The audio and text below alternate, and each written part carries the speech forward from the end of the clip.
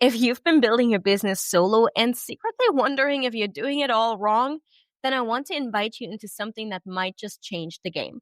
It's called the Freedom Business Circle, a newly developed group coaching that I run with my business and life partner, Badr Lakshiri, who's also a transformational realignment coach with nearly 2 decades of experience.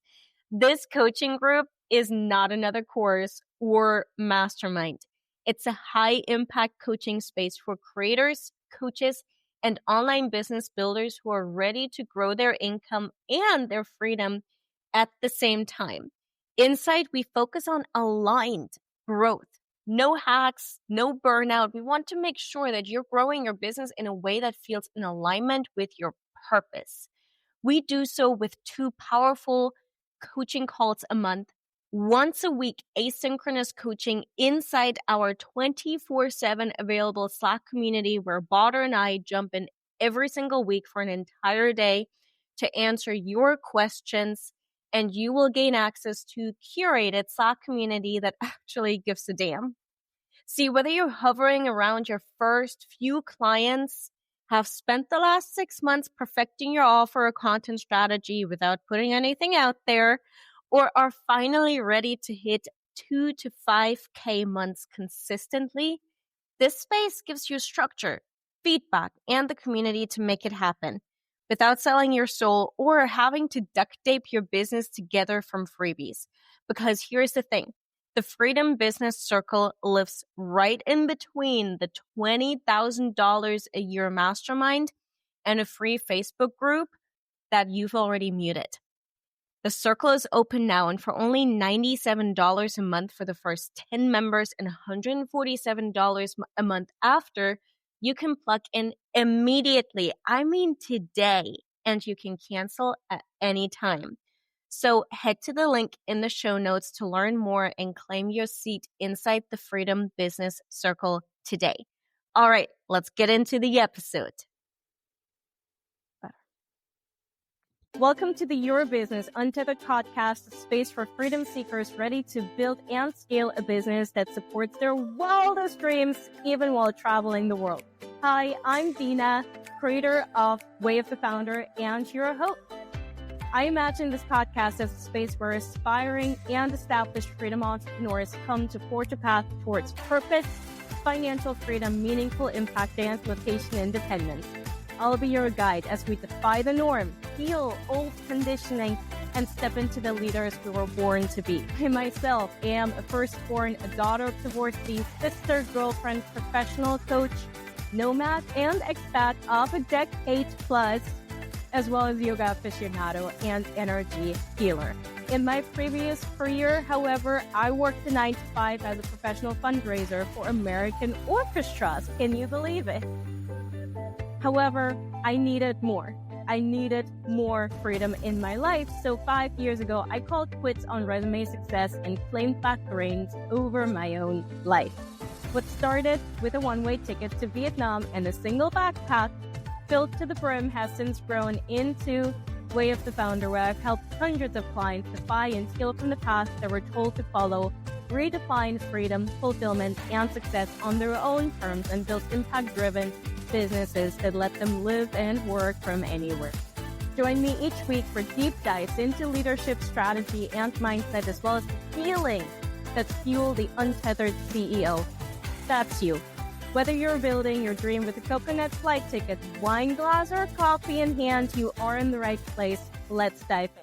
Hello, and welcome back to this episode of Your Business Untethered. You know that feeling when you just meet someone and you immediately dive into a really deep conversation about all of your entire life? This is what just happened as Grace and I got on the call. We could have just had an entire conversation for 2 hours without ever hitting the record button. So I'm really excited that A, we remembered to hit the record button, B, to welcome you to the podcast, Grace, and C, to talk about all things scaling deep, scaling in a way that feels truly in alignment with your self-worth and your purpose. And we'll also talk a lot about inner healing. Like Grace talks a lot about the worth wound, and overall she helps founders, leaders, and communities scale deep, not just wide, and build businesses and careers rooted in alignment, not just ambition.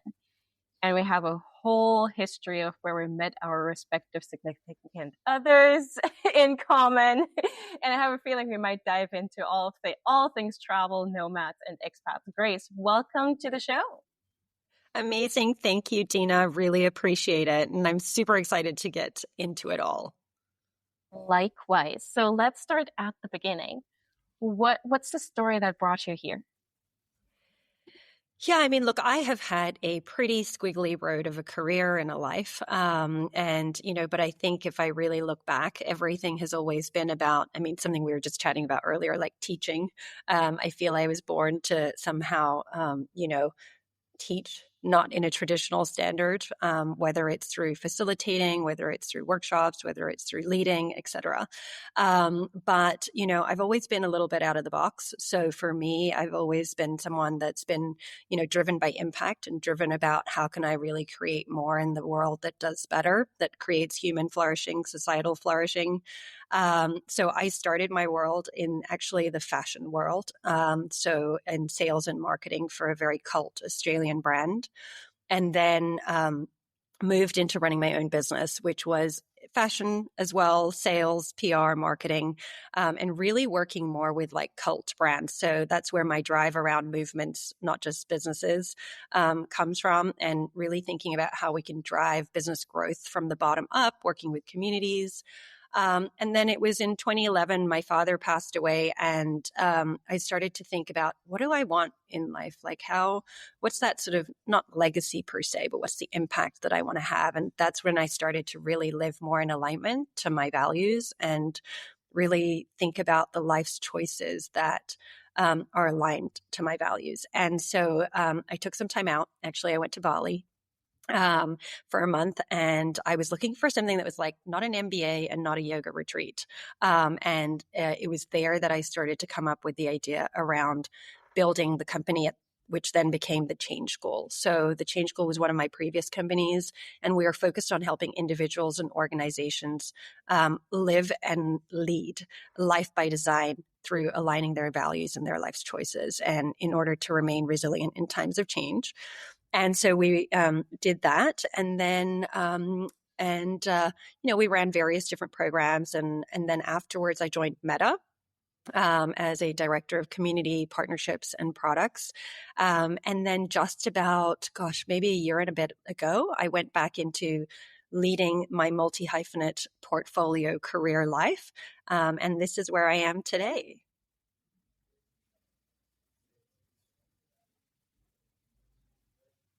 Oh, there's so many places we can go from here.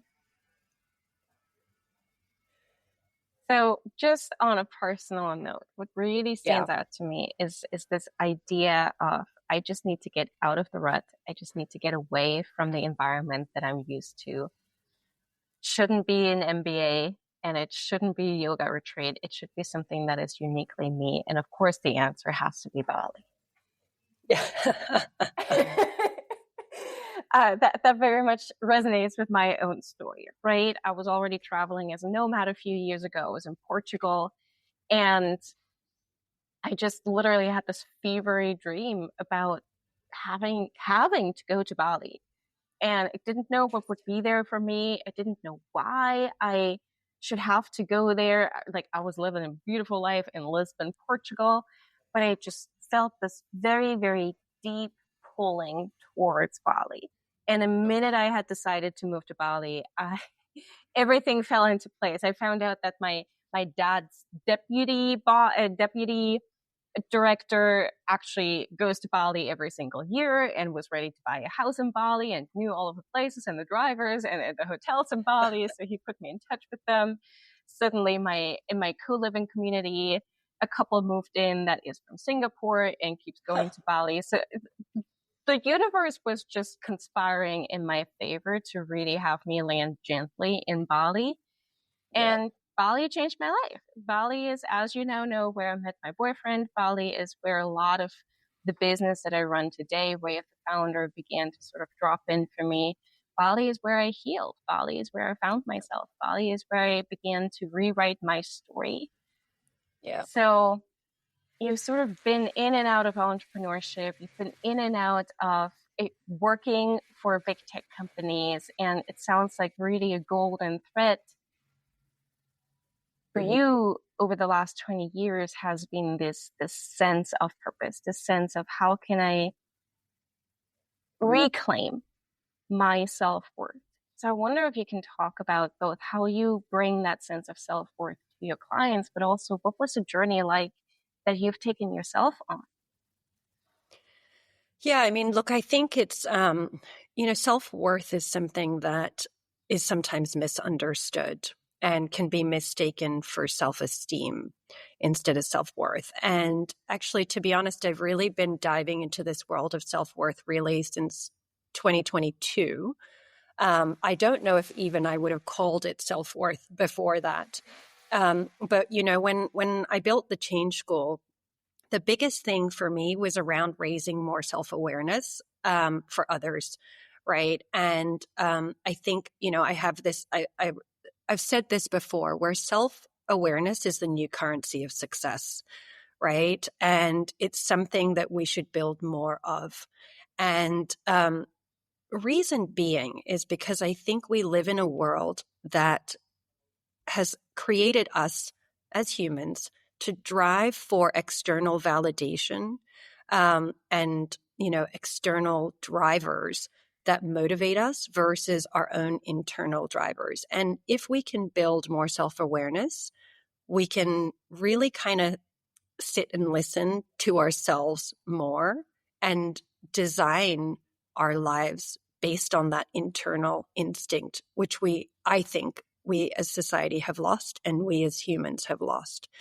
And so it really was pivotal for me after my dad died. And death has been a catalyst for me. So initially when my Oma, my grandma, so Oma in Dutch, but my grandma passed away in '08. That was another catalytic moment for me. I quit my last job and I decided to take time out. When my dad died, again, I had to recalibrate. And so death has been the driver for me to go deeper into who I am and what I want each time. And that pivotal moment when my dad died was really when I started to question, what are my values, right? And again, something that we're not taught in school to even know what our values are. I mean, I think it's becoming more and more now, but many people, when we ask, what are your values, sometimes struggle. And I still did at that time. And I think, it's to me, it's about building that self-awareness. So that's, I think, the starting point.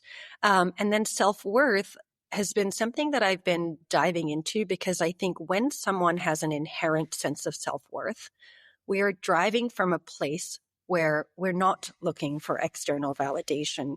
We're not looking for external recognition, and therefore we are more in our body. We are more with ourself. And I think that is even more critical when we're living in a very tech-driven world and there's so much noise out there, right? So that's how I started to get into it. And I think there's two things that I just want to add on top. One is the world still doesn't have enough research around self-worth. If you Google self-worth, majority of the time you'll come up with self-esteem, right? But self-esteem, and I learned this from this guy, John Nealand, who runs the Self-Worth Academy, who I've recently been working with, and really to dive into this topic around self-worth more. But self-esteem goes up and down, whereas self-worth should be stable and consistent, right? Because self-esteem is, again, how someone sees you or how someone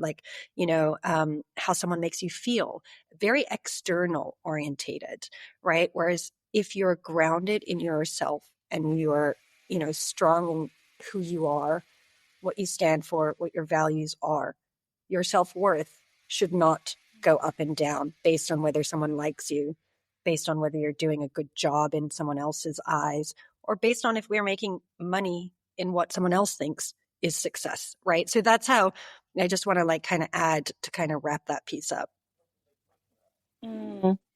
This is really fascinating, right? I think there's sort of at least two places in our lives, generally speaking, where we sort of have to, sort of accept this come to Jesus moment and go, oh crap, I've been looking for this success outside myself. I've been doing all of the things by the book, and somehow my resume still doesn't provide me with happiness. What the frick is going on? Right? Yeah. And that moment typically for most entrepreneurs happens at some point in the last year in their jobs. Yeah. Right? Suddenly the job, even though it may be the perfect resume, it may have been the perfect career, it's this dream job that other people would just bend over backwards to get. And yet you're sitting in that job and you go, none of this feels aligned anymore. I feel like I can't be the person that I truly am when I speak to stakeholders in the company. I feel like I can't say the things that I think. I feel like I can't dress the way I can. I want to. I can't put on the makeup I want, right? I just have to put on this persona just to be viewed as successful. And I no longer want that. Yes.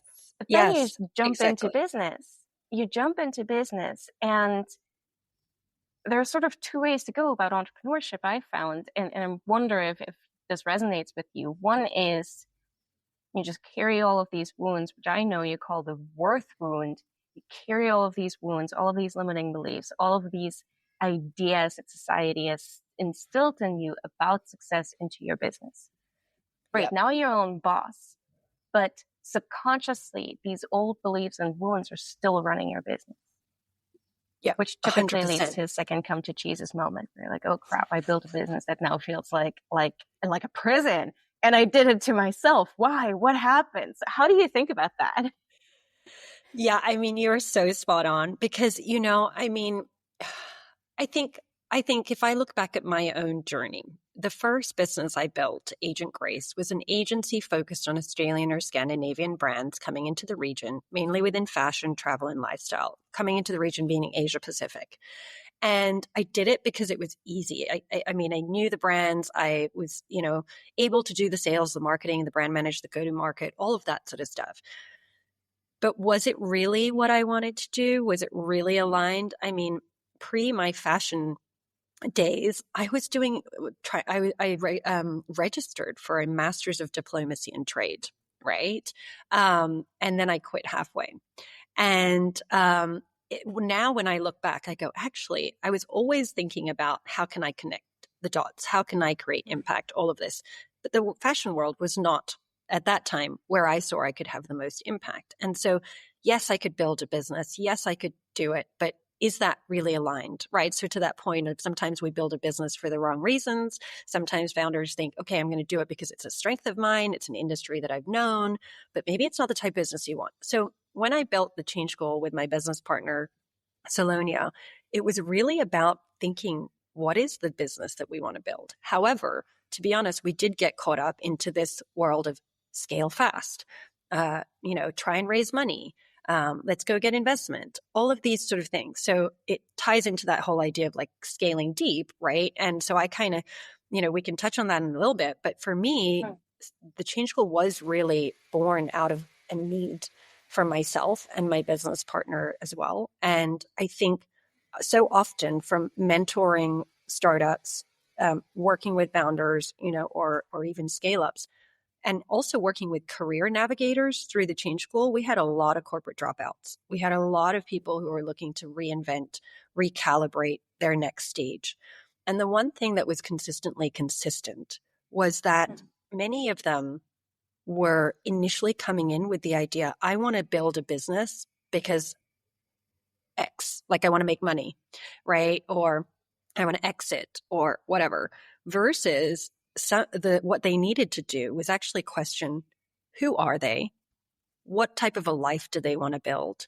And what is their why? What is their bigger premise, right? Like, what is that bigger, I don't even like to sometimes say the word purpose because purpose can also change. But what is their biggest, bigger premise, right? Or thought? And how does that then drive what type of a business one wants to build? And be okay that it's going to change, right? Like, I mean, the only constant in our life is change. And so during that time, that's when I started to see a lot more of this, self-awareness required self-awareness. And I think to talk about just briefly the worth wound, I want to sort of add another dimension around the wealth wound, right? Like, because I think what I've noticed over the last maybe 6 or 7 years, but one from my time at Meta, but two, even pre-Meta, when I was running the Change School as a founder, I had hit my own limitation or glass ceiling around, money. And a lot of that, I think, initially came from my worth wound, right? My own limiting beliefs or my inherited beliefs. And this is where, I see an interconnection to worth and wealth and well-being. And that's really like my bigger kind of area that I'm diving into is like this world that we've been brought in on every level, worth and wealth, right? And well-being is about external things, how much money we make, right? How big our business is, how many followers we have. It's like this constant sort of feeling of like, I need more. And it's constant feeling of not enough. And we're replicating this culture of, needing more, making more, et cetera, et cetera. And so that's where I really think the wealth aspect impacts our worth and the worth aspect impacts our wealth. And overall, it's about well-being of ourselves and of course on a collective level of society. So I know that's pretty like meta, but it's something I've seen where founders don't like, or especially change makers, they don't always feel like they can charge what what they want. Or if you're doing good, you can't make money. I felt that before. When I was doing good, I didn't feel like I could charge because I'm building communities. But why can't I make money when I'm also building a community? Right. And those were some of my own money beliefs and my money blocks.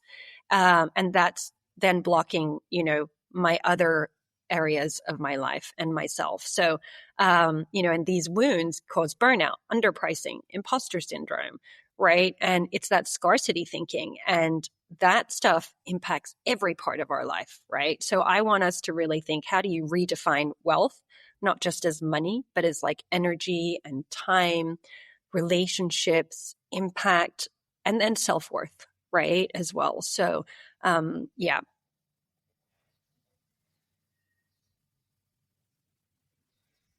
Mm. There's so much in here, right? There's so much in here. I'd actually really want to dive a little deeper into the wealth wound, Yeah. right? Like right there at the end, you shared something so potent, right? This belief that seems to be going rampant around the world that if you do good, you can't make money. Yeah. It it keeps us from doing good, right? We need money in this world for better or Yeah. worse. It doesn't matter, but we need money in order to do more good. Money is an amplifier. That's how I've come to think of money. And I very much professionally, I grew up in the nonprofit world of the United States. I used Yeah. to be a fundraiser for orchestras in the United States. And that belief, that scarcity belief that, oh, we're not in this for the money, but then also we're scrambling at the end of the fiscal year to ask all of our donors to make a stupid, crazy big amount of donation at the end of the fiscal year because we haven't met our income goals. Because it's Yeah. not about the money, it's about the impact. Well, guess what? The more money you have, the more impact you can make. Like, why is that such a strange foreign concept to this world? And why is that a concept that's being perpetuated? It should Yeah. be the other way around. So, yeah, I'd just love for you to talk a little more about where the wealth wound comes from, maybe even why it's being perpetuated, and then what can we do to heal the wealth wound? Yeah. I mean, look, I started this journey because of my own money narratives and really trying to unpack my own money or financial trauma. And, about almost 2 years ago, I then became certified as like a trauma informed financial well-being facilitator and coach. And I started to really dig into it more. So, I'm still learning a lot and I'm, through working with individuals, whether it's coaching or running sort of money circles, it's really been about creating that space to talk about money just generally, right? But also for me, redefining and framing and breaking down existing narratives of what we have created over the generations around money, right? Like you said, just because you do good you can't make money, or money is bad, or money is power, and the word power can have a negative connotation. But I want us to kind of step back and go, let's reframe what money means and reframe what power means. But in order to do that, we need to also start looking at our own financial trauma, right? We kind of need to really dig deep into understanding, what are my inherited beliefs and where did they come from? It could be, again, cultural. It could be the systems we've created. So much of the systems we've created right now have been built by white men, right? And when you're talking about minorities, or you're talking about different cultures, there's different inherited beliefs on money and finance from that, right? And so to me, it's really thinking about, what are the stories we've been told from our families, from society. What are the beliefs, right? Like, oh, you need to work hard to earn money, or you need to prove yourself to make money, or you need to be worthy enough, right? So my question is always, what did I inherit? What did I inherit about money and success? And what are my early memories about value, right? Like, what did it mean to earn it, to prove it? And, how can I reflect, and how can I build in regular check-ins with myself to question that? So it's the emotional narratives that we have, right? Like, and then I think the other part to it would really be thinking about, what is the language that I've been taught to use around money? So, like, for example, with my kids, we try not to say it's expensive. Instead, we'll say, I choose, or we choose not to spend our money on that. So being more conscious about the language we use is also really important. And, I think I was sharing this earlier, my mother's Asian and my father's Western. And so, for the way they both handled money or talked about money was quite different because of where they came from. But also my father was like, dream big, you can do anything you want, all of these things, and very spiritual being. My mother was like, you need to be a doctor, a lawyer, an accountant, because they have good prestigious titles and you'll make good money. Don't be an artist, because artists are starving and they'll never make money. So like, these narratives are narratives that I've had. And so it's like, oh, if I'm doing good, I can't make money. And that is a problem in society in itself, because why do caregivers, why do nurses, why do, community leaders, why do so many people who work in the space of value and impact not get paid the same amount of money as well?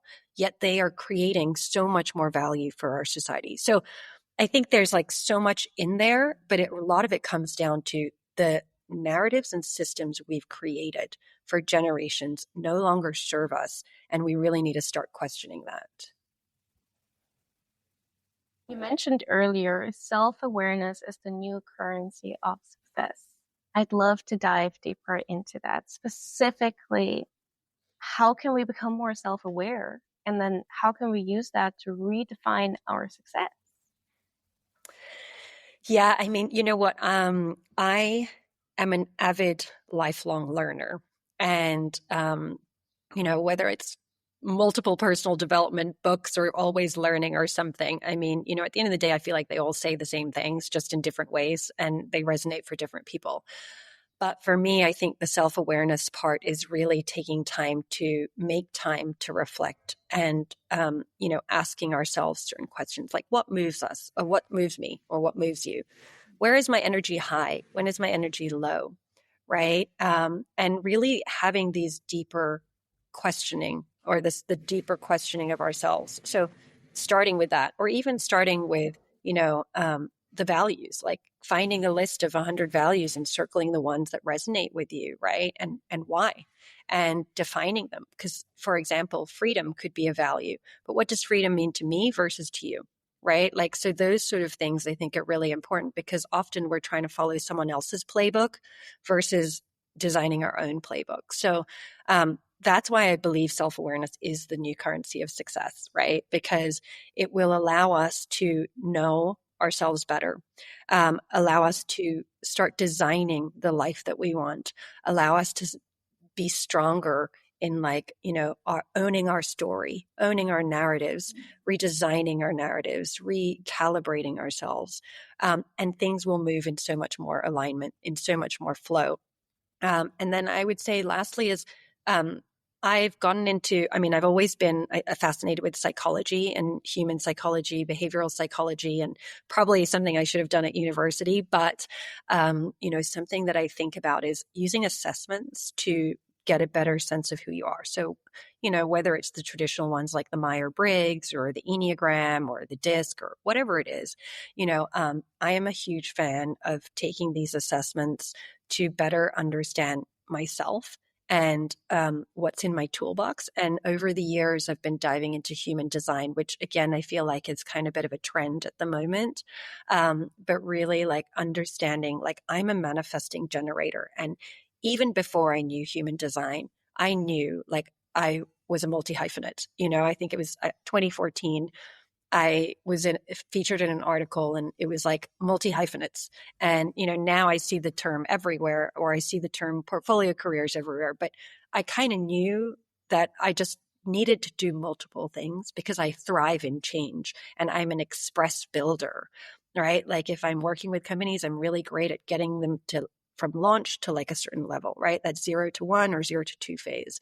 And so that, I think, the human design just gave me different words and different insights. So I would emphasize, like, doing assessments and really starting with that as a base, and then building questions and really uncovering, yourself more.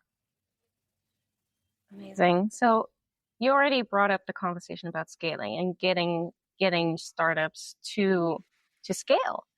And Yeah. you mentioned something earlier about scaling deep and also about Yeah. scaling in a community-led approach. What does that look like on the ground? Yeah, so scaling deep is not actually my term. So I want to, just highlight that scaling deep was actually coined by Tatiana Fraser. And I like to kind of add my own angle to it, I guess, right? So scaling deep was really built around the social innovation space, and really thinking about how you can design for depth, how you can design for impact and more sustainable or regenerative businesses, right? So my additional dimension would be, we need to scale deep within ourselves, because everything starts with us.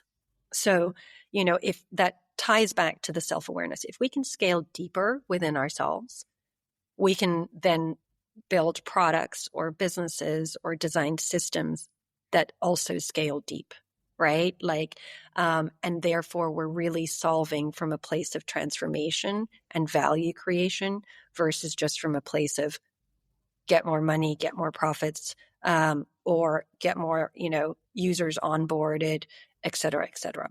So I think that's where, like, the call to entrepreneurs or founders would be to think about, where is the disconnection in yourself when you're thinking about, scaling deep on on a personal level and an internal level, and then how is that impacting how you're scaling your business, right? Are you, again, thinking about what is sustainable impact? Not sustainable on the green sense, but like, we should be building businesses that are sustainable. They, profitable, and have growth in a sustainable way. So that's really how I'm looking at it. And it's like, instead of coming from that place of trying to validate, for systems that, like, whether it's venture capitalists or whether it's about, like what I shared earlier, right? Like having the largest number of followers, right? Or the number of viral shares of your video. What is the actual like impact, right? Where is that alignment, and not just growth at all costs? So that's kind of how I would look at scaling deep. And to the point around community led growth, it ties in the sense that I've always built or worked with businesses that have had organic marketing. And although I don't want to say community led growth is just a marketing function, it's really about co creating and building your business and growing your business with the community, right? Or with your community. And so that's again looking at value co creation versus value extraction. And so community led growth has, again, become something of a bit of a buzzword because a lot of tech companies have been using it, and actually some SaaS companies have done it for a long time. But now I think it's really thinking about how do you build and grow your business together so that we can truly create change for, our customers, whatever our business is, right? Building businesses that are not just informational or not just selling something, not just about transactions, but really something that is more valuable, right? And has that sort of give and take, and that we can deliver it that way. So not just the functional value, not the emotional, thinking about value in the functional, the emotional, the relational, and the identity, right? And so, yeah, I think that's how I look at that intersection of, scaling deep, but then also going deep with your community and co-creating. I'd love to dive a little deeper into the community-led growth. I'd love to know Yeah. what that looks like on the day-to-day. As an entrepreneur, how can I turn to my community to build for and with the community in a sustainable sense? What does that look like? Yeah, I mean, look, I think I always start with what is the most value that you can add to a community, right? So some founders don't have a community, their own community for their business, right? Whereas others, they do. So for example, if you have a membership community or a subscription community or a free Facebook group or a free Discord group, whatever it is, but that is part of your business function, then look at ways of how you can, get the voices of the community members, right? Work to understand what ways could you, feedback loops, refine your products, et cetera, launch beta tests with them, right? Like make them feel, or not make them feel, make them involved, right? And really involve them in the process and in the journey.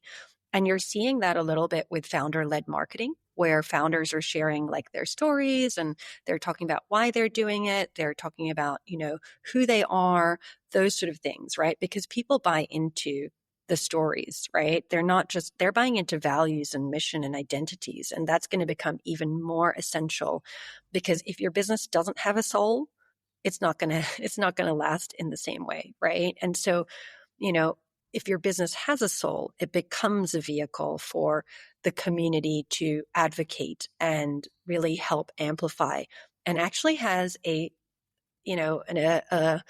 incredible infinity loop as to how it could create further growth for your business. So that's if your business has a community, right? Where you work with, let's say, own it, right? Or it's housed in a certain container that you maybe manage.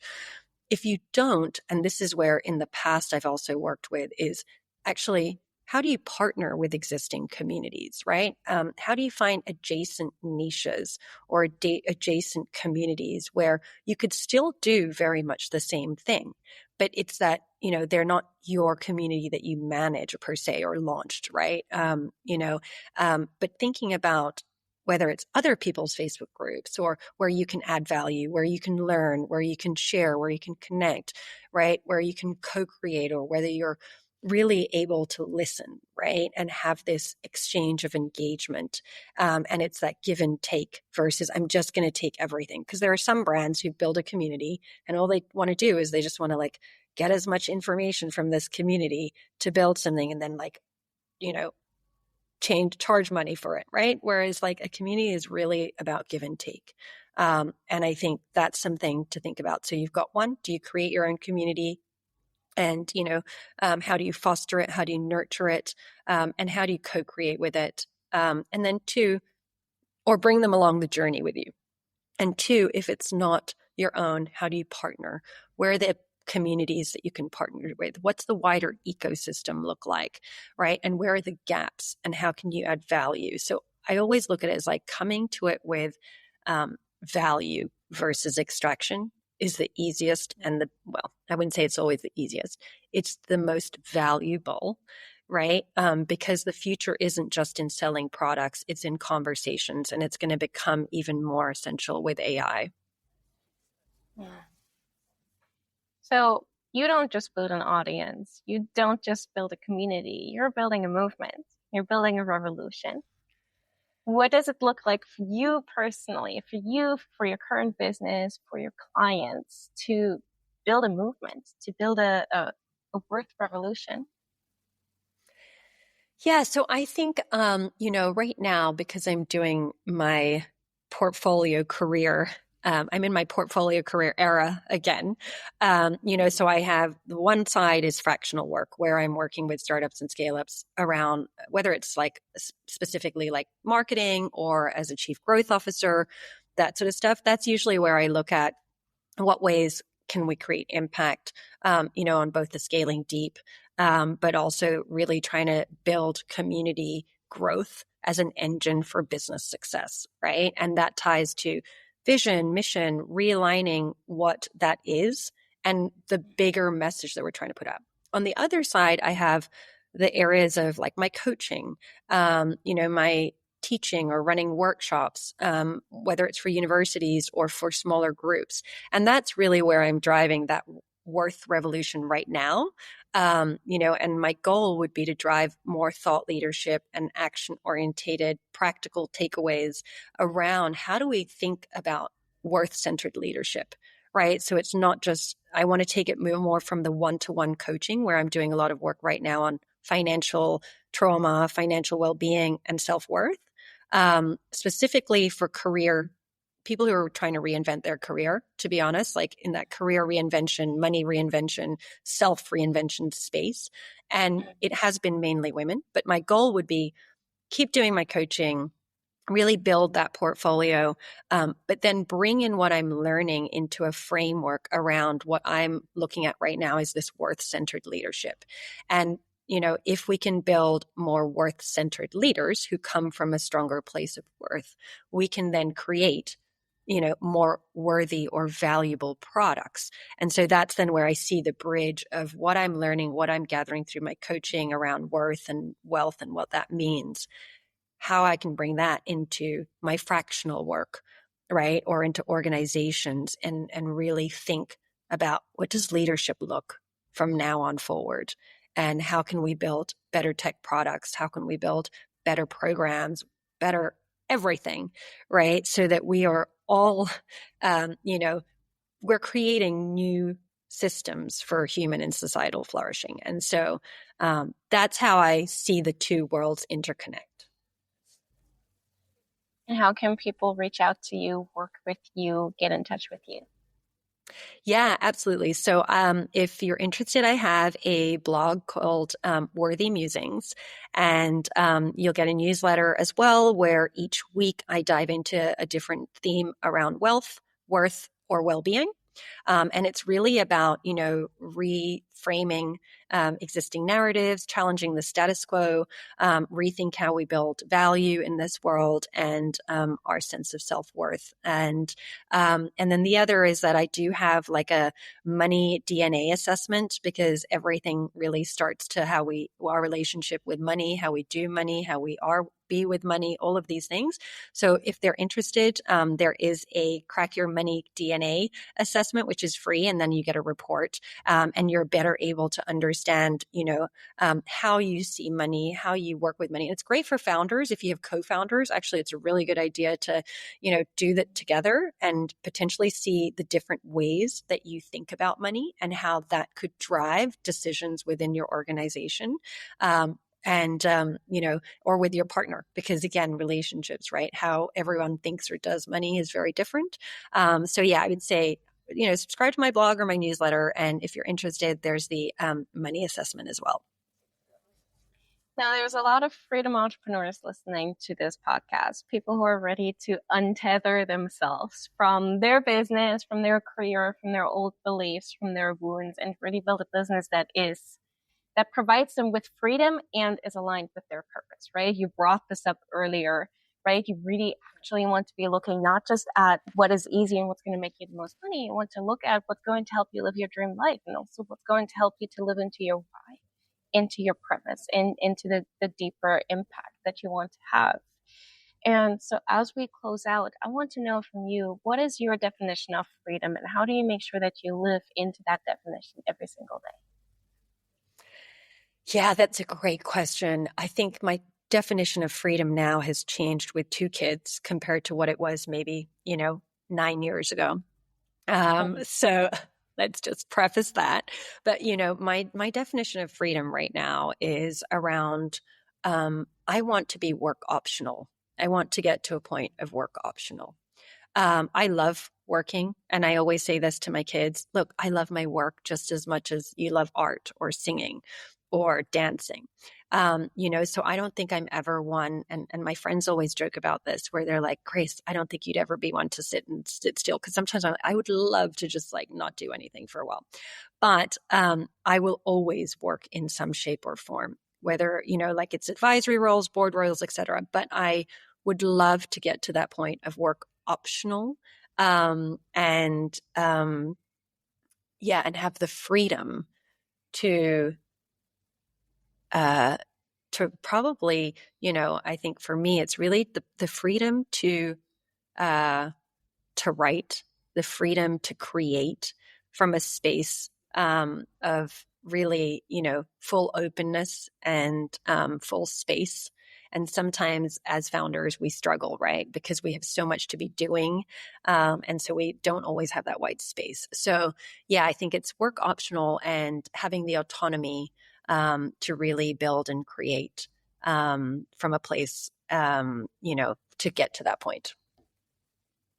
I just learned a new word, and it's so beautiful. Work optional, right? Like just getting to that place. I definitely resonate with that. And of course, it's changed with 2 kids, I bet.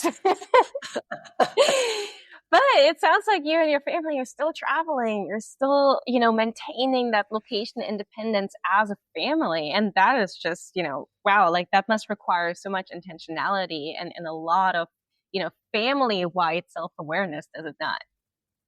Look, it is hard. I mean, I got to say, I don't have the patience for that. And I would just like to have my base. But for now, it's a time and a place that, is good for many other reasons. And so I just am incredibly, I'm so grateful we can do it, right? Like, I think that is the biggest thing is we can do it. It's not easy. It's not always my cup of tea, but hey, you only live once, right? So, what's the biggest harm it can do? Right. Grace, thank you so much for coming on the podcast and bringing your wisdom, your experience, and your perspective on life and entrepreneurship to the podcast. As always, for those listening, go out into the world, use your business, use your brilliant mind and your purpose to create more freedom, more impact than you did yesterday. And I'll talk to you next week. Take care. Bye-bye. Thank you. Thank you for listening to the podcast, Your Business Untethered, hosted by me, Dina, creator of Way of the Founder. I love hearing from you, so please drop me a DM on Instagram sharing your insights from this episode. And if you are ready to take the leap, my free guides, Plot Your 9-to-5 Escape in 7 days, and the Freedom Business Scorecard are in the show notes for you to grab. This episode created change for you? Please leave a review and be a friend and share this with a friend or colleague that you love. Until next time, please wake every day, seize the day, defy the norm, and create your very own type of freedom. I love you. I do mean it.